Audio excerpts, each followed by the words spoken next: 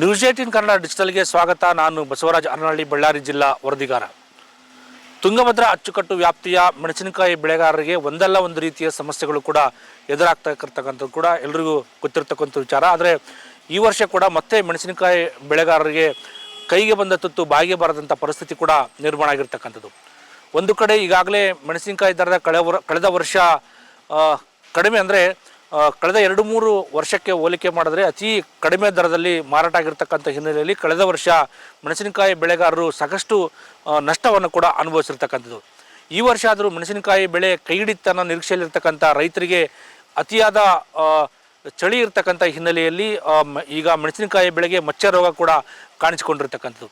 ಇದರಿಂದಾಗಿ ಮೆಣಸಿನಕಾಯಿಯ ಕಾಯಿಗಳಿಂದವೆ ಅವು ಉದುರಿ ಹೋಗ್ತಕ್ಕಂಥ ಪರಿಸ್ಥಿತಿ ಕೂಡ ನಿರ್ಮಾಣ ಆಗಿರ್ತಕ್ಕಂಥದ್ದು. ರೈತರು ಇಳುವರಿ ಕೂಡ ಕುಂಠಿತ ಆಗ್ತಕ್ಕಂಥ ಹಿನ್ನೆಲೆಯಲ್ಲಿ ರೈತರು ನಷ್ಟದ ಭೀತಿಯನ್ನು ಕೂಡ ಎದುರಿಸಬೇಕಾದಂಥ ಪರಿಸ್ಥಿತಿ ಕೂಡ ನಿರ್ಮಾಣ ಆಗಿರ್ತಕ್ಕಂಥದ್ದು. ಈಗಾಗಲೇ ಕಳೆದ 2 ತಿಂಗಳಿಂದ ಮೆಣಸಿನಕಾಯಿ ದರ ಕೂಡ ಚೇತರಿಕೆ ಕೂಡ ಕಾಣಿಕೊಂಡಿರ್ತಕ್ಕಂಥದ್ದು. ಯಾಕಂದರೆ ಪ್ರತಿ ಕ್ವಿಂಟಲ್ ಮೆಣಸಿನಕಾಯಿಗೆ ಸುಮಾರು 12,000ರಿಂದ 25,000ವರೆಗೂ ಕೂಡ ಮೆಣಸಿನಕಾಯಿ ಮಾರಾಟ ಆಗ್ತಕ್ಕಂಥದ್ದು.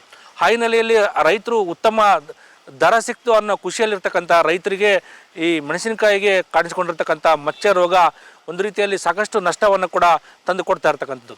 ಯಾಕೆಂದರೆ ಈಗಾಗಲೇ ತುಂಗಭದ್ರಾ ಅಚ್ಚುಕಟ್ಟು ವ್ಯಾಪ್ತಿಯಲ್ಲಿ ಪ್ರತಿ ವರ್ಷ ರೈತರು ಅತಿ ಹೆಚ್ಚು ಮೆಣಸಿನಕಾಯಿ ಬೆಳೆಯನ್ನು ಕೂಡ ಬೆಳೀತಿರ್ತಕ್ಕಂಥದ್ದು. ಅದರಲ್ಲೂ ಬಳ್ಳಾರಿ, ಕುರುಗೋಡು, ಕಂಪ್ಲಿ, ಸಿರುಗುಪ್ಪ ಈ ಭಾಗದಲ್ಲಿ ಅತಿ ಹೆಚ್ಚು ತುಂಗಭದ್ರಾ ಅಚ್ಚುಕಟ್ಟು ವ್ಯಾಪ್ತಿಯ ಬಳ್ಳಾರಿ, ಕುರುಗೋಡು, ಕಂಪ್ಲಿ, ಸಿರುಗುಪ್ಪ ಈ ಭಾಗದಲ್ಲಿ ಅತಿ ಹೆಚ್ಚು ಮೆಣಸಿನಕಾಯಿಯನ್ನು ಕೂಡ ಬೆಳೆಯಲಾಗುತ್ತೆ.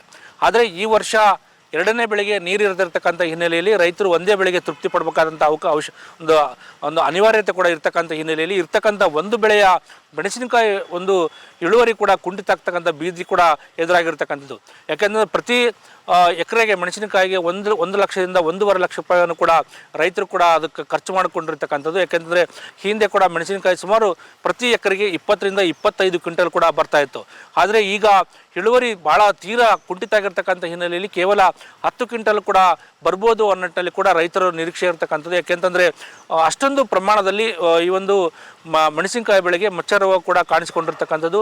ಸಾಕಷ್ಟು ದುಪ್ಪಟ್ಟು ಬೆಲೆಯಲ್ಲಿ ಔಷಧಿಗಳನ್ನು, ಕ್ರಿಮಿನಾಶಕಗಳನ್ನು ರೈತರು ಸಿಂಪಡಿಸಿದ್ರು ಕೂಡ ಇನ್ನೂ ಕೂಡ ಆ ಒಂದು ಮೆಣಸಿನಕಾಯಿ ಬೆಳೆಗೆ ತಗುಲಿರ್ತಕ್ಕಂಥ ಮಚ್ಚೆ ರೋಗದಿಂದ ಇನ್ನೂ ಕೂಡ ಬೆಳೆಗಳು ಕೂಡ ಸರಿಯಾಗ್ತಾ ಇಲ್ಲ ಅನ್ನೋದು ಕೂಡ ಇಲ್ಲಿ ರೈತರು ಕೂಡ ಒಂದು ಆತಂಕವನ್ನು ಕೂಡ ವ್ಯಕ್ತಪಡಿಸಿರ್ತಕ್ಕಂಥದ್ದು. ರೈತರಿಗೆ ಭಾಳ ಮಳೆ ಬೇಷ ಆಯಿತು, ಬೆಳೆ ಬೇಷ ಆಯಿತು ಅಂತ ಎಲ್ಲ ಆಸೆ ಪಟ್ಟಿದ್ರು.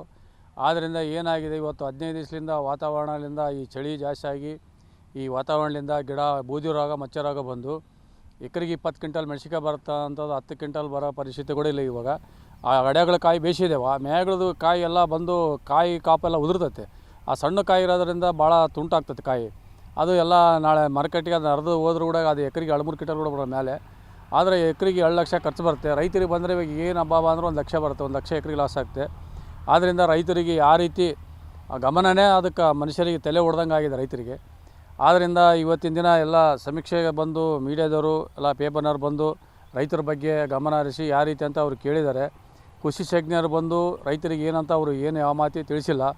ಸರ್ಕಾರ ಕೂಡ ಗಮನ ಹರಿಸಿ ರೈತರಿಗೇನೋ ಪರಿಹಾರ ರಾಜ್ಯ ಸರ್ಕಾರ, ಕೇಂದ್ರ ಸರ್ಕಾರ ಇದ್ರ ಬಗ್ಗೆ ಗಮನ ಹರಿಸಿ ಸಮೀಕ್ಷೆ ಮಾಡಿಸ್ಬೇಕು. ಸಂಬಂಧಪಟ್ಟ ಅಧಿಕಾರಿಗಳಿಗೆ ನ್ಯಾಯ ಕೊಡಿಸ್ಬೇಕು. ಎಕರೆಗೆ 1 ಲಕ್ಷ ರೂಪಾಯಿ ಲಾಸ್ ಆಗ್ತೈತೆ, ಇದು ಪರಿಹಾರ ಕೊಡಬೇಕಂತ ನಾವು ಕೇಳ್ತಾ ಇದ್ದೀವಿ. ನಮ್ಮ ಬಳ್ಳಾರಿ ಜಿಲ್ಲೆಯಲ್ಲಿ ಮುಖ್ಯವಾಗಿ ಮೆಣಸಿನಕಾಯಿ ಬೆಳೆಯನ್ನು 30,000 ಹೆಕ್ಟೇರ್ ಪ್ರದೇಶದಲ್ಲಿ ಬೆಳೀತಾ ಇದ್ದೀವಿ. ಅದರಲ್ಲಿ ಮುಖ್ಯವಾಗಿ ಕುರುಗೋಡು ಭಾಗದಲ್ಲಿ 12,000 ಹೆಕ್ಟರು, ಕಂಪ್ಲಿ ಭಾಗದಲ್ಲಿ 2,000 ಹೆಕ್ಟರು, ಬಳ್ಳಾರಿ ಭಾಗದಲ್ಲಿ ಬಳ್ಳಾರಿದ ಹೋಬಳಿಯಲ್ಲಿ ಒಂದು 11,000 ಹೆಕ್ಟರ್ ಪ್ರದೇಶದಲ್ಲಿ ಬೆಳೀತಾ ಇದ್ದೀವಿ. ಇದಲ್ಲದೆ ಸಂಡೂರು ಭಾಗದಲ್ಲಿ ಒಂದು 800 ಹೆಕ್ಟರು ಮತ್ತು ಸಿರುಗುಪ್ಪ ಭಾಗದಲ್ಲಿ ಒಂದು 4,000 ಹೆಕ್ಟರ್ ಪ್ರದೇಶದಲ್ಲಿ ನಾವು ಮೆಣಸಿನಕಾಯಿ ಬೆಳೆಯನ್ನು ಬೆಳೀತಾ ಇದ್ದೀವಿ. ಈಗ ಸದ್ಯ ಏನಂತಂದರೆ, ಈಗ ಡಿಸೆಂಬರ್ ಮಂತ್ನಲ್ಲಿ ಚಳಿ ಮತ್ತು ಶೀತ ಗಾಳಿಗೆ ಹಣ್ಣು ಕೊಳೆ ರೋಗ ಒಂದು ಬಾಧೆ ಕಂಡು ಬರ್ತಾ ಇದೆ. ಅಂದರೆ ಅದು ಹೆಂಗಿತ್ತು ಅಂದರೆ, ಒಂದು ಕಪ್ಪು ಡಾಟ್ ಚುಕ್ಕೆ ಅಂತ ಒಂದು ಹಣ್ಣಿನ ಮೇಲೆ ಬಂದು ಅದು ದೊಡ್ಡದಾಗ್ತಾ ಹಣ್ಣು ಕೊಳೆತಾ ಹೋಗ್ತಾ ಇದೆ. ಇದಕ್ಕೆ ಮಾರ್ಕೆಟ್ ಯಾವುದು ವ್ಯಾಲ್ಯೂ ಇರೋದಿಲ್ಲ. ಸೊ ಅದಕ್ಕೆ ಏನು ಅಂತಂದರೆ, ರೈತರು ಈಗ ತಾವು ತಕ್ಷಣ ಅದಕ್ಕೆ ಒಂದು ಬೇಸಾಯ ಕ್ರಮದಲ್ಲಿ ಒಂದಂದರೆ ಔಷಧಿ ಸ್ಪ್ರೇ ಮಾಡಬೇಕಾಗ್ತದೆ. ಒಂದು ಕಾರ್ಬನ್ ಡೈಜಿಮ್ ಅಂತ ಒಂದು ಶಿಲೀಂಧ್ರ ನಾಶಕ ಬರ್ತದೆ, ಅದನ್ನು 1 ಗ್ರಾಮ್ ಪ್ರತಿ ಲೀಟರ್ ನೀರಿಗೆ ಹಾಕಿ ಸ್ಪ್ರೇ ಮಾಡಬೇಕು. ಅದಲ್ಲದೆ ಅದು ಅಥವಾ ಹೆಕ್ಸಾಕೊನಜೋಲ್ ಅಂತ ಒಂದು ಕೆಮಿಕಲ್ ಬರ್ತದೆ.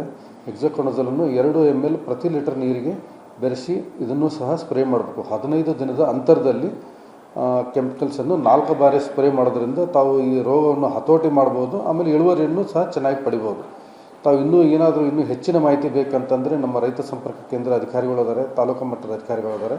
ಅವರನ್ನು ತಾವು ಭೇಟಿ ಮಾಡಿ ಇದನ್ನು ತಾವು ರೋಗವನ್ನು ಕಂಟ್ರೋಲ್ ಮಾಡಿ ಒಳ್ಳೆಯ ಇಳುವರಿಯನ್ನು ಪಡಿಬೇಕಂತ ನಾನು ಕೇಳ್ಕೊಳ್ತೀನಿ. ನಿಟ್ಟಲ್ಲಿ ಕೂಡ ಯಾಕಂದರೆ ಈಗಾಗಲೇ ತೋಟಗಾರಿಕೆ ಇಲಾಖೆ ಅಧಿಕಾರಿಗಳು ಕೂಡ ಸಾಕಷ್ಟು ಒಂದು ಬೆಳೆಗಳಿಗೆ ಕೂಡ ಭೇಟಿ ಕೊಟ್ಟು ಇಂತಿಂಥ ಔಷಧಿಗಳನ್ನು ಕೂಡ ಸಿಂಪಡಣೆ ಮಾಡಬೇಕು ಅನ್ನೋ ಸಲಹೆಯನ್ನು ಕೂಡ ಕೊಟ್ಟಿರ್ತಕ್ಕಂಥದ್ದು.